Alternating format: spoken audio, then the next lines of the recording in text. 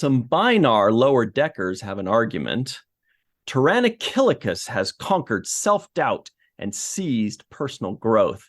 And Agamus took over Plymeria in record time.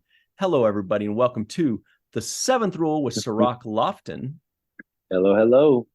My name is Ryan T. Husk, and today we're doing a review of Star Trek Lower Decks, Season 4, Episode 7, A Few Badgeys More, written by Edgar Momplaisir and directed by Bob Suarez.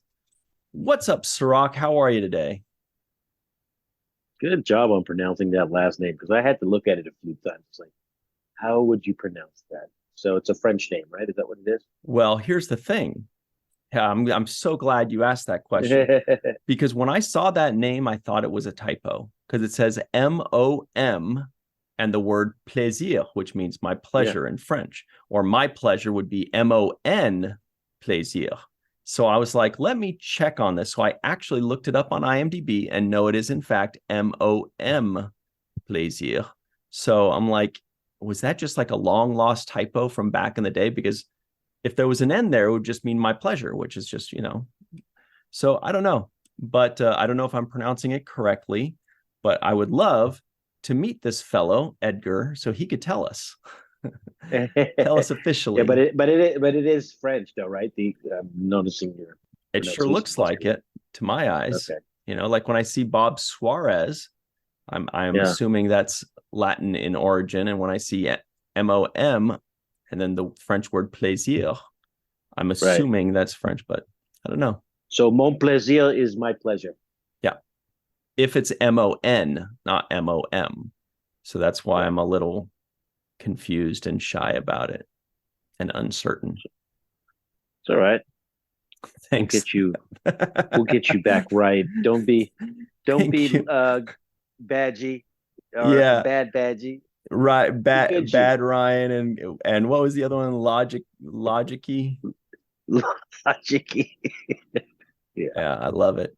So this episode was nuts because it had all of the AI characters. It had Badgey, it had Peanut Hamper, it had Agamus with our good friend Jeff Combs doing that voice. Oh, I forgot to check. Was that J.G. Hertzler doing the voice of the Dieckmann captain again, because he has done it once or twice before. So we'll have to check. Sounded like him to me. It's crazy because every time I hear a voice that sounds remotely like JG, I can't help but think of it. Because it's a rarity to hear a voice that sounds like him and it not be him. Yeah. You know what I mean? Because he's got a very particular, it's almost like a razor blade in the back of that voice that just adds a little sharpness. So we'll check when we hit our break. He talks how I imagine a great pirate. Like I would imagine that's the voice of one of those great pirates back in. Wow, totally. I can totally see. We've got to see J.G. Hertzler as a pirate captain one of these days. Yeah, that would be nuts. He'd be perfect for it, especially now with big beards and shaggy hair. And that would be good. I could just hear him just bellowing out orders to different people. Just, swab that deck. Yes, exactly. So the Binars, that's a callback to what we just saw with Next Generation, right? Is that because I was like, I know I just saw this episode with Crush with Wesley and the Binars. These guys, the episode I believe was called 11001001. Oh yeah, if I remember correctly. We watched it with Denise Crosby, and we had a good time with that episode. It was a weird one. It was an interesting one, but we got our first Binar callback, I think, ever in the history of Star Trek. I don't think we've ever visited them again, except for that one episode, and now this one. And what's funny is I was hoping, kind of predicting and hoping that we would get one of these little lower decker scenes with the Breen, because, they have like the Romulans acting like Romulans, and they have the Vulcans being so Vulcan and the Orions. And so we're like, who's going to be the next one? And the Ferengi being super Ferengi and stereotypical. And I was hoping we'd get the Breen so that we would get an entire scene, not knowing what they're saying. You know, they're like, and that would be so funny. And these guys did the joke, but even better by giving us the binars. So and they're like acting like this and acting and laughing. And one guy's proud, the other guy's annoyed. I'm like, this is brilliant. Very happy with that. Yeah, they gave it to us. I was actually looking for subtitles. I thought they could have written in something in there that would have made me laugh a little bit because they're so good at capturing characters, but they decided to go without the subtitles and just do how they did in the episode, which is we didn't know what the hell they were saying. But you know, definitely good. We actually got a little bit of advancement in the story. I don't want to jump the gun, but the Binar situation does give us some advancement on the storyline, which they've been building on for this fourth season now. When they talked about that ship and how it interacted with the Binars, every episode has had some kind of interaction with that ship, and we're starting to learn more about it as this episode goes on. But yeah, I was curious to know if that was JG's voice too, originally, because as soon as I heard it, now that was the Pack Leads, right? The Dieckmann, it was the Dieckmann. We met the Dieckmann. I think maybe it was either the first or second season he played the Dieckmann captain. I think he played it a second time later. So I'm not 100% sure, but we'll check it on during the break. And then when we come back on the second segment, we'll have an answer for all of y'all. So that's the Dieckmann. Okay. Yeah. That is a race, as far as I know, that was created by Lower Decks. That is a new race that we've never heard of. It's one of the few, like we'd heard of the Pack Leads. But they also do like Pack Lead scavenging stuff, because it looked like they were doing the recycling kind of Pack Lead. They were like stuff. It was a Dieckmann salvage ship is what it was. Right. So yeah, there've been a few races like that. There was also a race in Voyager called the Malon, if I remember correctly, and I feel like they're like trash collectors or junk collectors, something like that. So there are a few aliens out there, and I guess that's what the Dieckmann do as well. Okay. Yeah, I mean, it was a good intro, similar to the ones that we got before. I thought the Binar callback, you say that's the first callback to the Binar that we've seen since that Next Generation episode? As far as I know, I think it's the only the second episode that features the Binar. I don't even know if the Binar were ever even mentioned. Maybe they were mentioned in like a previous Lower Decks episode, because they're always, giving us a ton of references, but I think this is the second time we've certainly seen them. Only. Yeah. So the Malon, there were moments. Yeah, go ahead. Yeah, I'm just looking at the Malon just to make sure. It says an economically minded society, technologically advanced. The Malon lacked the technology to recycle antimatter waste, which they produced in vast quantities. Blah, blah, blah, blah, blah. Hazardous theta radiation. What is it? Oh, vast quantities by waste export vessels. So that's what it was. Waste export is what they're into. I remember them as like junk collectors, or they just always had like trashy.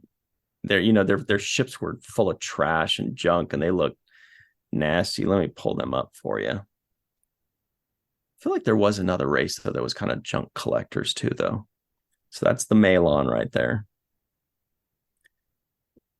Yeah. Anyway, they don't look that friendly. Nah, but certainly an interesting race that was created for Star Trek Voyager. For me, it was one of the most memorable races because it kind of stood out in my mind. Were they violent or? Yeah, they were villains. They were the bad guy, antagonists. Okay. Yeah. Here's another guy. This guy's. Yeah, they had a lot of episodes with these guys. A lot of different kinds of looking Malon, a lot of different actors, a lot of different episodes. They fleshed them out for a few episodes, I think. Anyway, They So, look like the dinosaurs in that TV show back in the day. There was a TV show about dinosaurs, you remember? All like the living in a house show together. Dinosaurs, it was like a sitcom. I said sitcom. Yes, I think was that show? With the not the mama. Yes, yes, yes, yes, Oh yes. man, I feel like that must have been an ABC show. That feels like it's I a yeah, TGIF or something like that. you remember that show? It's I I remember I that it was watched it like briefly, but a flash yes, in the pan where like exploded and everybody wanted to say not the mama, right? yeah, the And mama, then yes, yeah, and then after a while, then it kind of just it just I don't fizzled. I think it lasted a few seasons, even though people It I did. certainly didn't pay attention to it after that. I mean, it was the time of Harry and the Hendersons and all of that kind of. So those kind of With things were John Lithgow, I popular. think. Yeah, yeah, those things were popular. But that show, was it called Dinosaurs? I think it I was think just so. called Dinosaurs. Yep, just Dinosaurs. Yeah. And the other thing they remind me of is the Koopa from Super Mario Yeah. Brothers.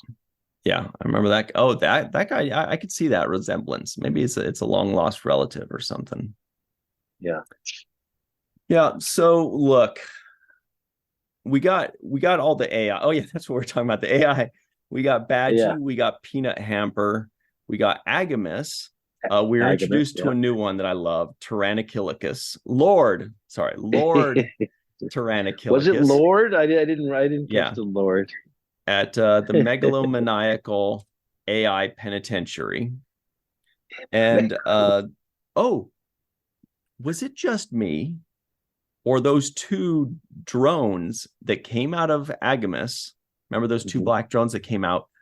Those looked exactly like the drones from the Next Generation episode Arsenal of Freedom.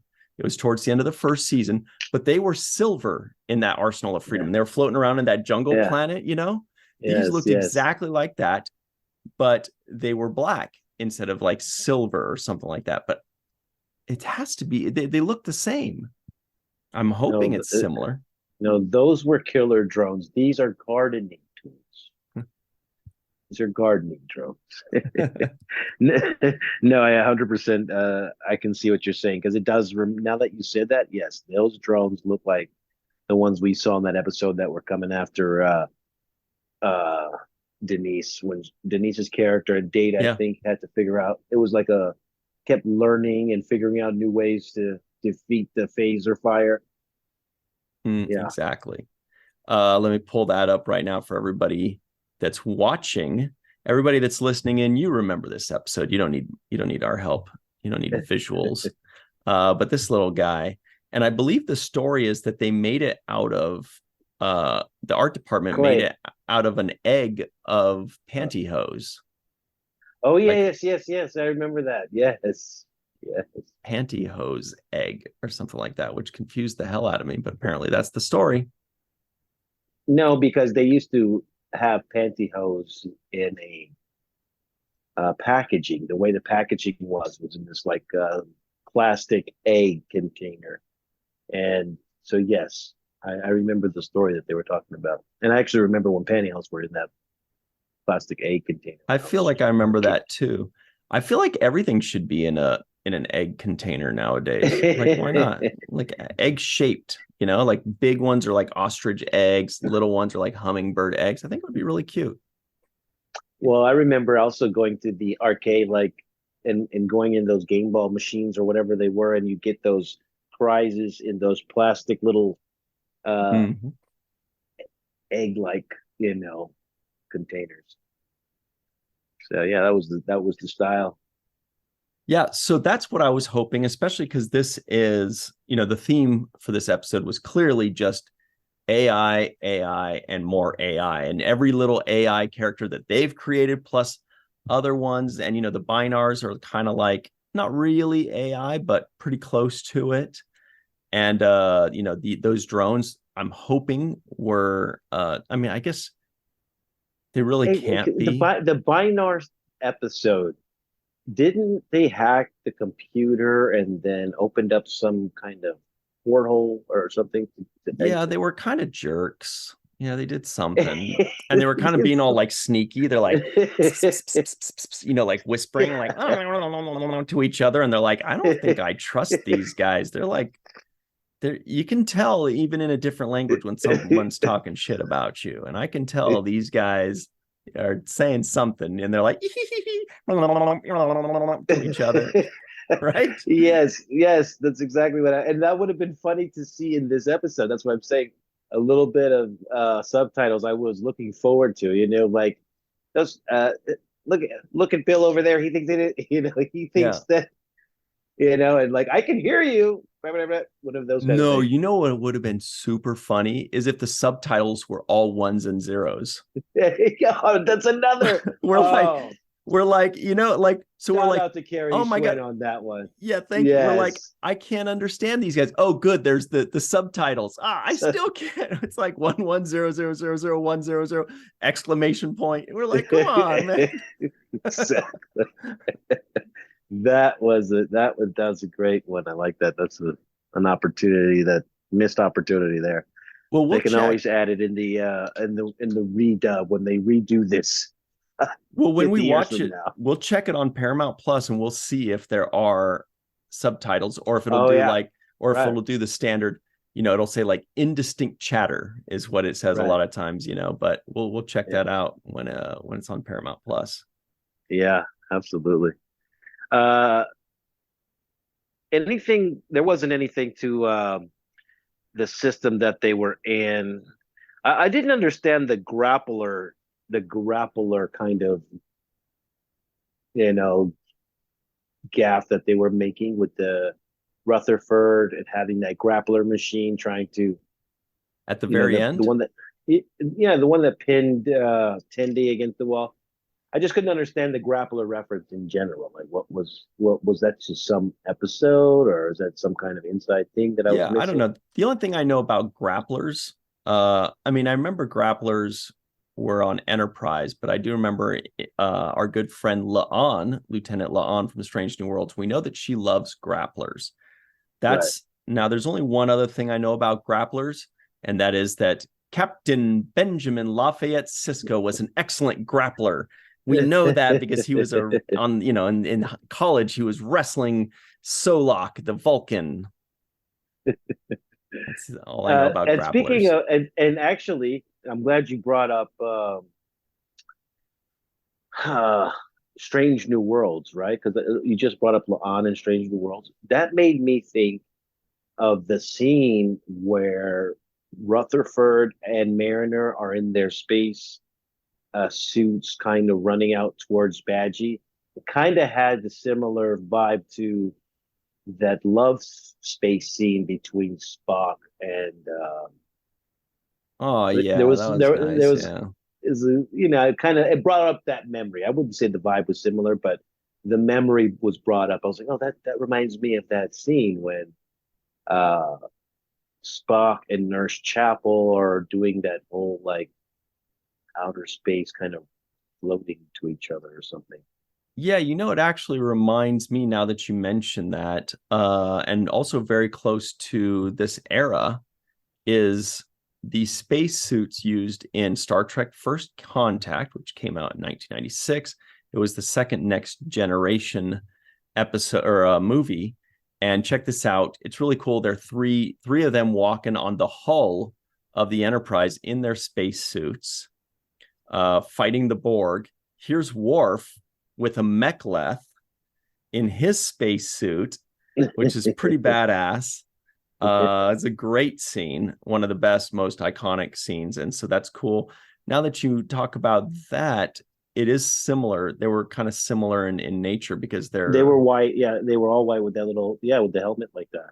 Yeah, because I wonder if that was the basis for the costume design. Had to be, because the in-universe year is like within 5 or 8 years, I think, something like that. You know, it's Lower Decks is pretty much like right after a couple movies after that, if I remember correctly. So it's probably just like 5 or 6 years after when that takes place. In the Next Generation Deep Space Nine time, right? Yeah, maybe it's like 10 years after, because it's basically there's Next Generation Deep Space Nine that we know overlap a bit, and then you have Deep Space Nine and Voyager that overlap a bit. And then the Next Generation movies are going through that overlap and that. And then when all that's over, I think like 2 years after all that's over is when Lower Decks season 1 starts. So they're really kind of the continuation of that era. So you could have, Picard and Janeway and Jake Sisko and whomever in Lower Decks. Like, for example, if Jake Sisko were to be in Lower Decks, he would probably be like late 20s, for example, in Lower Decks, somewhere in that realm. That's about where that timeline sits. I mean, we can do some searches and verify that, but I think that's around where what we're talking about, that era. Okay. Maybe I will look it up. Yeah. There was a few moments in here that really had me laughing, though.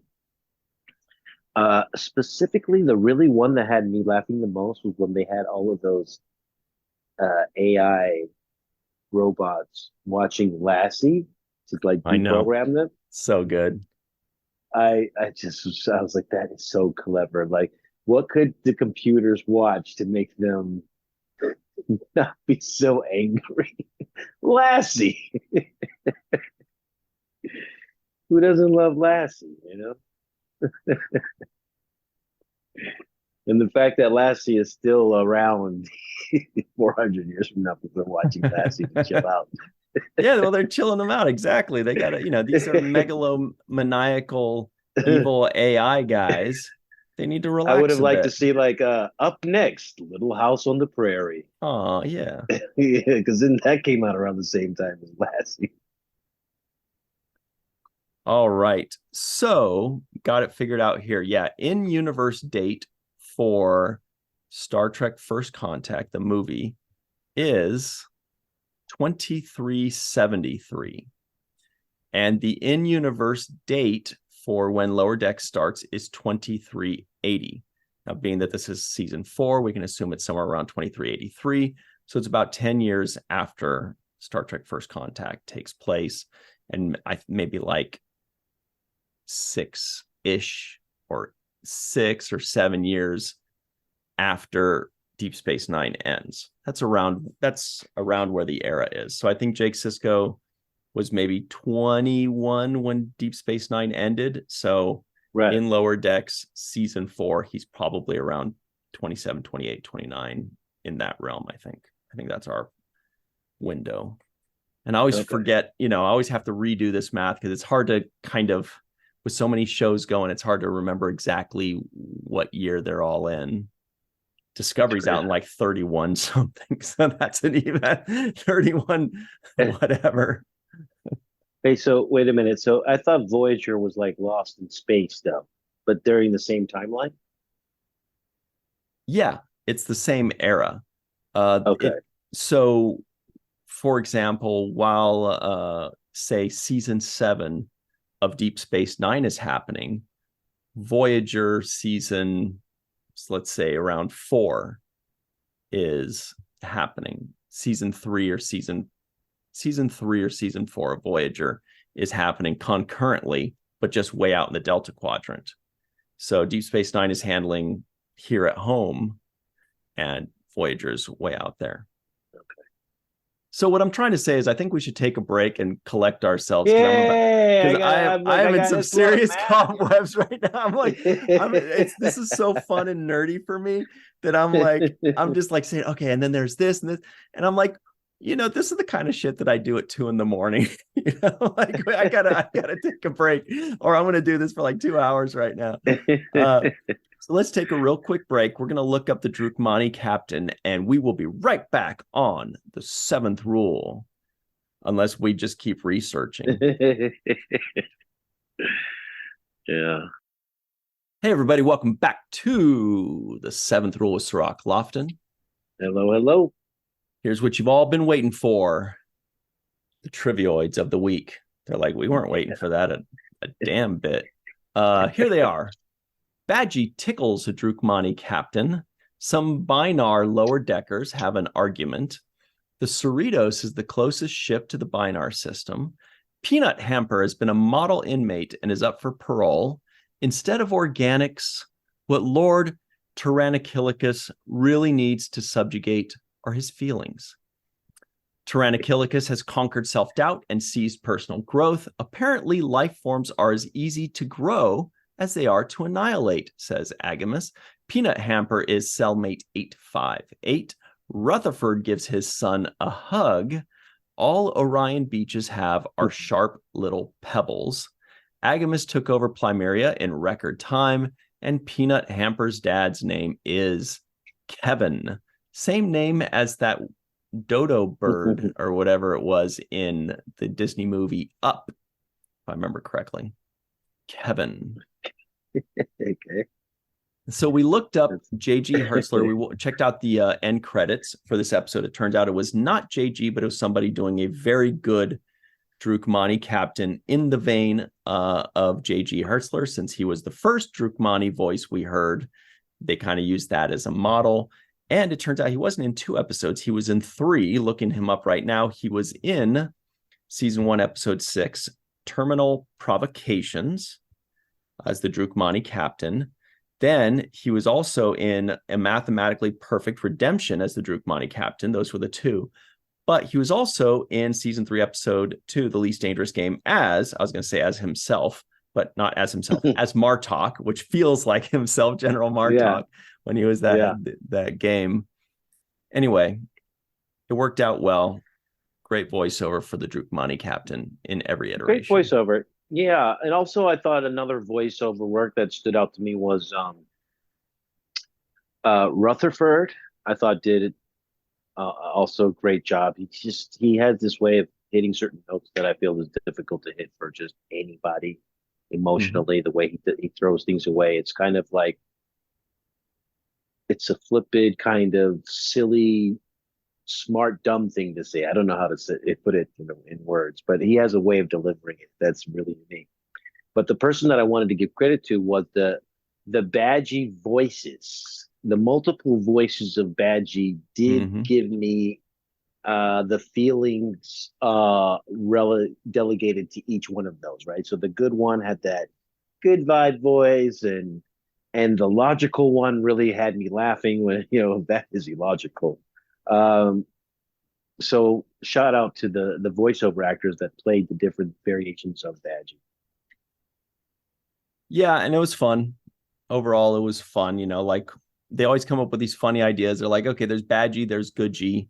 And then we're like, oh, that's funny, that's clever, that's cool. And they're like, but wait, there's more. They give us logic-y. Like they're always giving us one more, and not just one-upping Star Trek. They're not just taking Star Trek and making jokes out of that, but they're one-upping themselves, which is really smart to do. In this case with logic-y, they're always figuring out how can we take it one step further. They take it one step further from regular Star Trek and then take it another step further from themselves. And I thought that was great. Peanut Hamper was, oh my God, the relationship between Peanut Hamper and Agamus. Like, how do they write such in-depth stories with not just with Badgey and Rutherford and everything that's going on there, but then you also have Agamus and Peanut Hamper. We got an entire story arc, right? Yeah, like love story. Yeah, a whole story. They're like in love. They want to take over the galaxy together. Then it turns out she disappears, and Agamus is sad and lonely. And he's like, "What's the point? Who cares?" Then he meets her again, and she's like, "Well, I didn't really want to take these things over." And he's like, "I just want to be with you." And it's like, how did they cram this entire story arc in maybe what amounted to be like 4 minutes between the two of them in total for the whole episode? Amazing job. That's why the writers are really on top of their game. This one was Edgar Montplaisir, like you said, but the pace was amazing. The whole like Daystrom Institute, you need to go down there. The AI, we got to pry information out of them. The whole Agamus is asking for you as the meat pipe. What the lanky meat pipe or whatever he called him. So Agamus is asking for him. The whole fact that they get parole hearings for AI mischieving robots that they like that they can come out and try to convince the panel that they need to be released. That is a hilarious idea just in itself. The whole blue light idea had me rolling, like because it worked. Like it's true when he flipped to blue light, you're like, oh yeah, he does look like way chill now. He looks like a nice guy all of a sudden. And then he's like red, and you're like, oh, I can tell. Oh, he's bad. Watch, I can tell. And then he's blue. You're like, well, I don't know. Let's hear him out. He seems like he's just misunderstood. Exactly. So yeah, I could just picture Troy saying, "Captain, I sense that he's chilled out now." Like, yeah, no shit. He's got the blue light. Yeah, he's the blue light special. Everybody knows that means he's a sweetie now, or he's misunderstood. Oh, yeah. So I thought that was hilarious, just the trope on the light color. It made me think of just those different household devices, the Alexas and Amazon, whatever they are, in everybody's house, and the light mood colors. Sometimes you can change. You know, that's so funny you mentioned that, because I didn't even make the connection. I've actually experienced this in my own home just a few days ago, which is I have this little portable air purifier, right? And it's just plugged into my wall about 8 feet away here. And it just goes, it's got different settings. You know, when it's nighttime, you put it on quiet. You know, during the day, you can have it louder or whatever.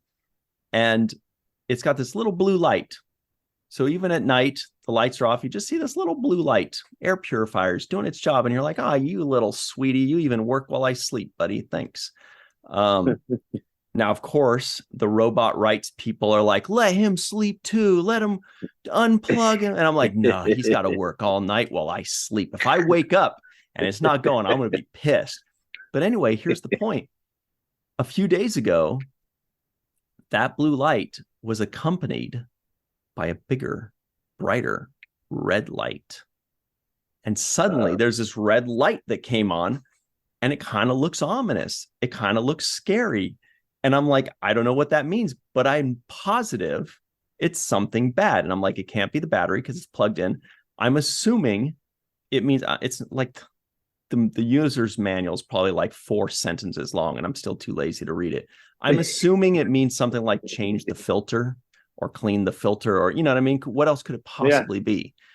And of course I'm not going to do it. I'm too lazy. But the point is, when I see it, it takes me by surprise. I see it, I'm like, oh, something's wrong. Like immediately, just the red light makes me feel like there's something ominous, there's something wrong. It grabs my attention. Whereas when it's blue, it's just kind of like, oh, thanks, buddy, you're taking care of me. It really is a real thing. And that little rascal is still sitting over there kind of creeping me out.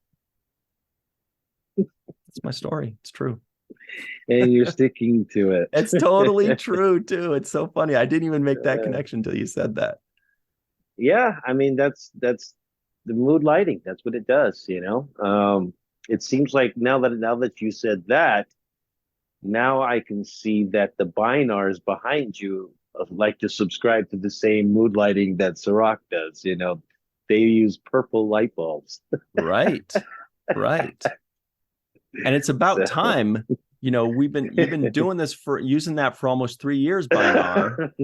Did I say Binar? I meant by now. But yeah, you're right. Same lighting. By the way, everybody, we'd like to remind all of you to please like this video. Make sure you subscribe to the channel. If you're listening in wherever you listen to your podcast, please subscribe, give us a 5-star rating, and leave us a nice review. We'd really appreciate that. If you'd like to know every time we're going to release a new episode, hit that notification bell icon, and that way you'll be notified on YouTube every time we release a new episode. Also, lastly, if you're listening in, you're getting this from the 7th Rule 2 podcast. We also have our regular flagship show, The 7th Rule, with no number after it, and that houses all of our Deep Space Nine episodes, Deep Space Nine deep dives, and all of our new Next Generation episodes.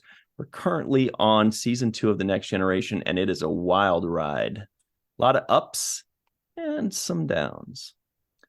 But enough about that. Thanks very much for your support, everybody.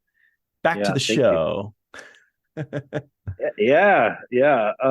One of the lines I loved was the logic key when he says, "Actually, the third law of thermodynamics," and then he gets his back broken. Had me laughing.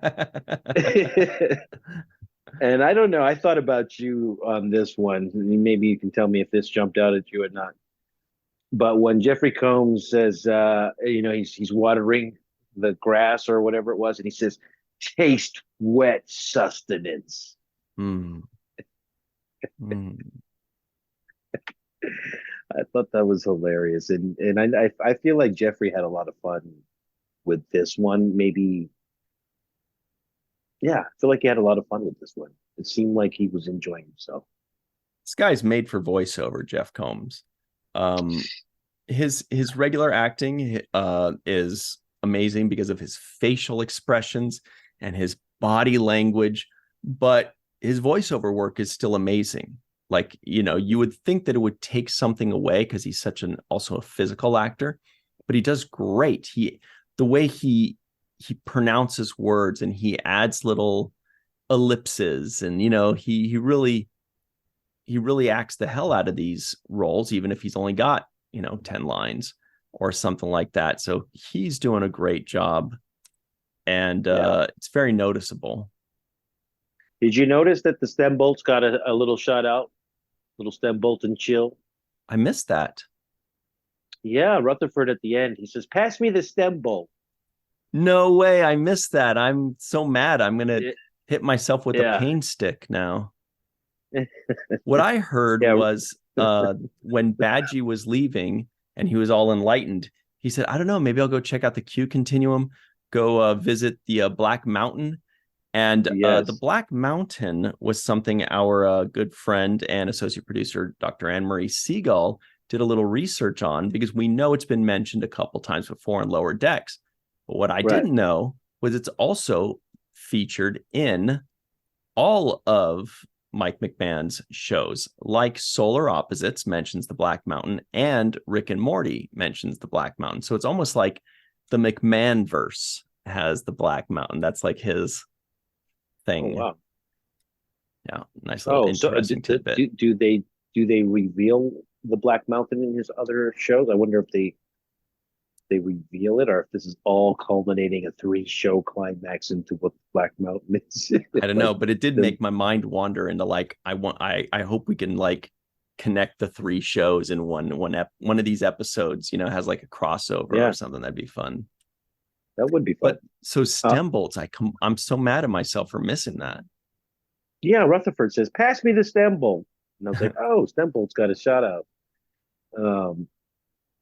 And then the other thing we learned in this episode was the information that Agamis actually did provide, which was that the ships that we've been seeing in the opening credits of these episodes, I was under the impression that all these ships are being destroyed or annihilated with some kind of laser beam. Right, that's what it looked like. But apparently that's not the case, and that these ships are actually being stolen or taken hostage or hijacked or whatever. Yeah, what I don't understand is how we're seeing debris then. How are we finding debris if the ships are being stolen, not destroyed? What's the debris from?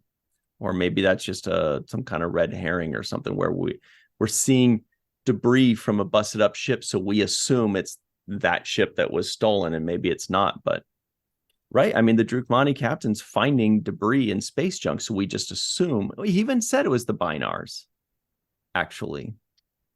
So maybe Agamis is just throwing them off the scent, because there was a Binar ship that was destroyed, and then the Dieckmann's salvage ship found some Binar wreckage.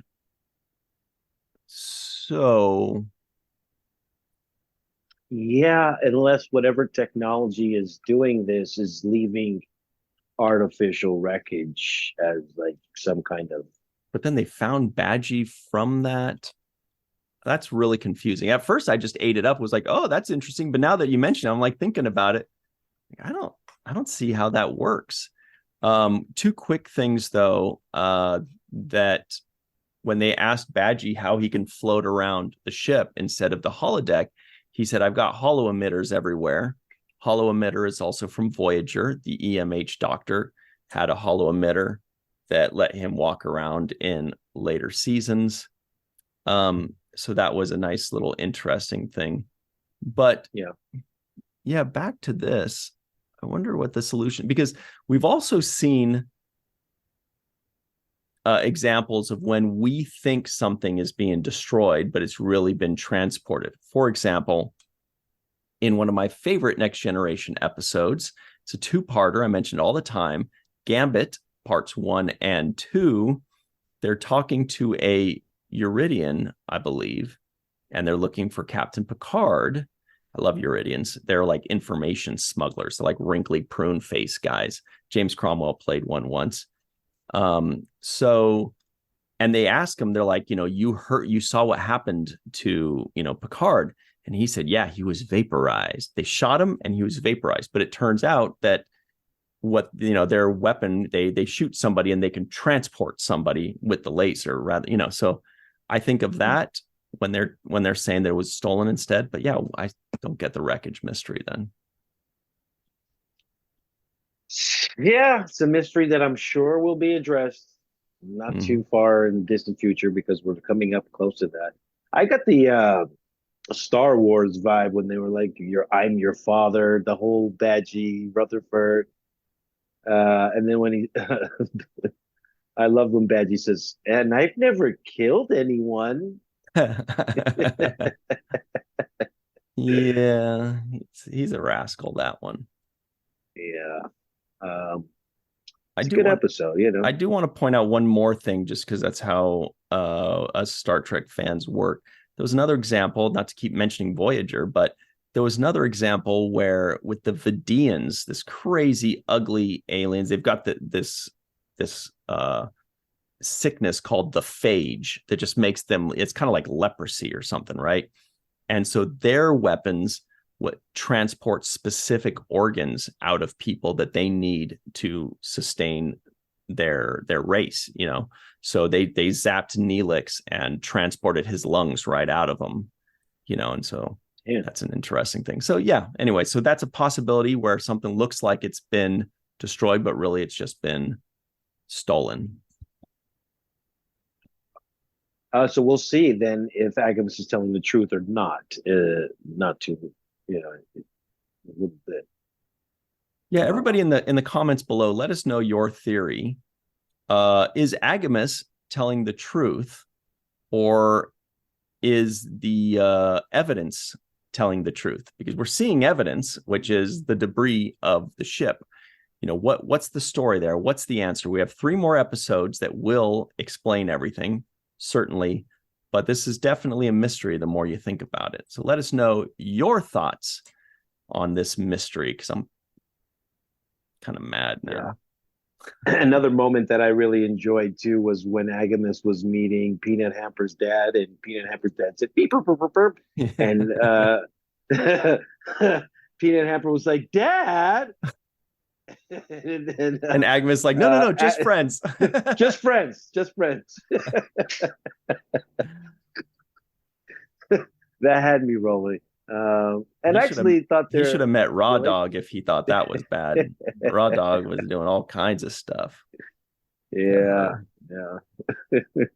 But yeah, this is it was clever and cute that they had a love story involved in there. I thought that was great.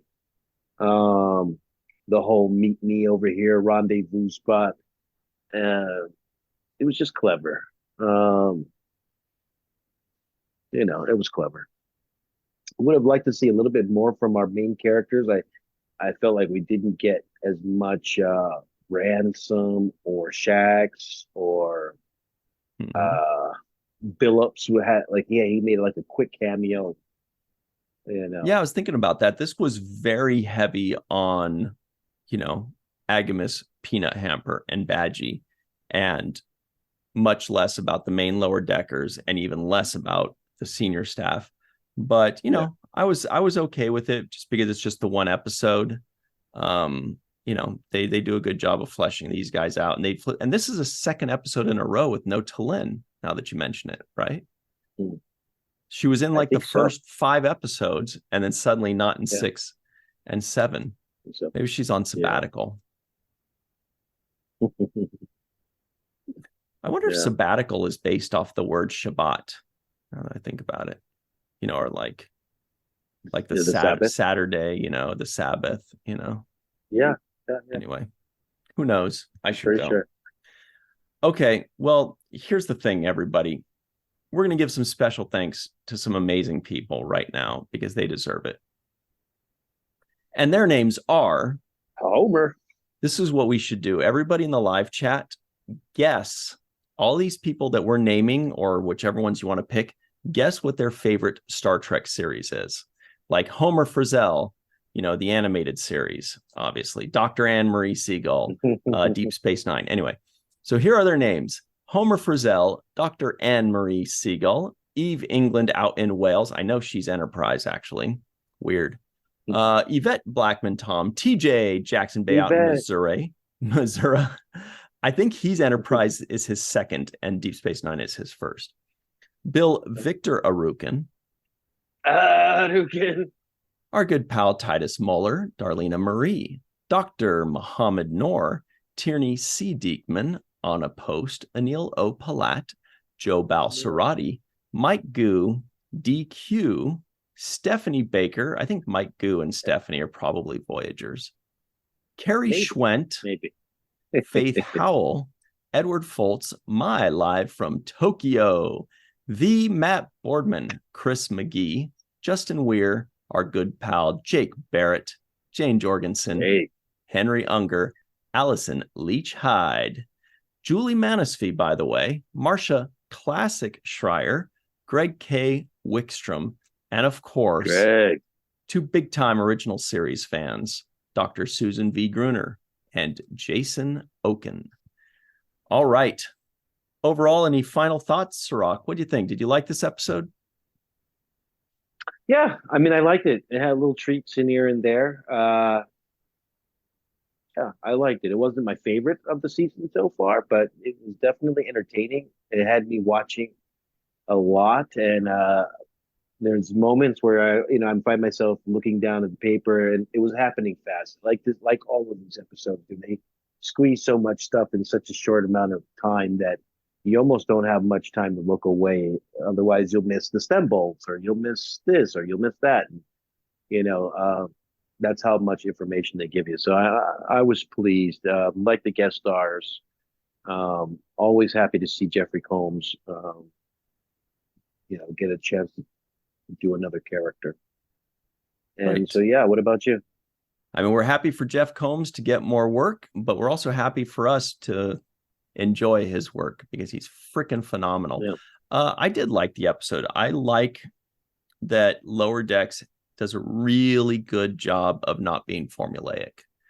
They do, and that's a conscious effort in that the first episode of this season, they had, that little piece of, whatever the Romulans getting killed or whatever it was. Then the second episode at the beginning, they had that piece of the Romulans getting killed or whatever.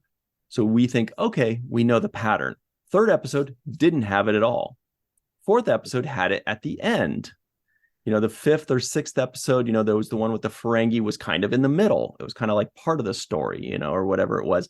In this one, it was, there was a cold open and then the Bynars were later. Like, it's great that they're having, they're having fun with, creating a new formula every time, or, and right, like you said, they keep you guessing. So I think it's very sophisticated writing. It's very smart. It's well done, well put together. The artistry's fun. Everybody involved has been great. So yeah, I like this episode because this one was also a new formula. Where this one was mostly these other characters, and they were fun characters. And that's all I have to say about that. That's it. Also, one last add-on is I really did like the Peanut Hamper practicing the parole hearing speech that she was going to give. That was also another joy for me. her putting on her show for that. But yeah, I And want to know now: is Jeffrey Combs officially ahead in the count on Star Trek guest appearances and episodes? Has he officially passed Vaughn Armstrong with this newest episode? Because I know he was very close to tying Vaughn or passing him, so they're got to be closer now because of this. yeah, I think Jeff Combs has done 8 or maybe 9 characters. I think somewhere around 8. And Vaughn is right around there too. You know, Jeff is more about aliens and Vaughn is kind of a mix.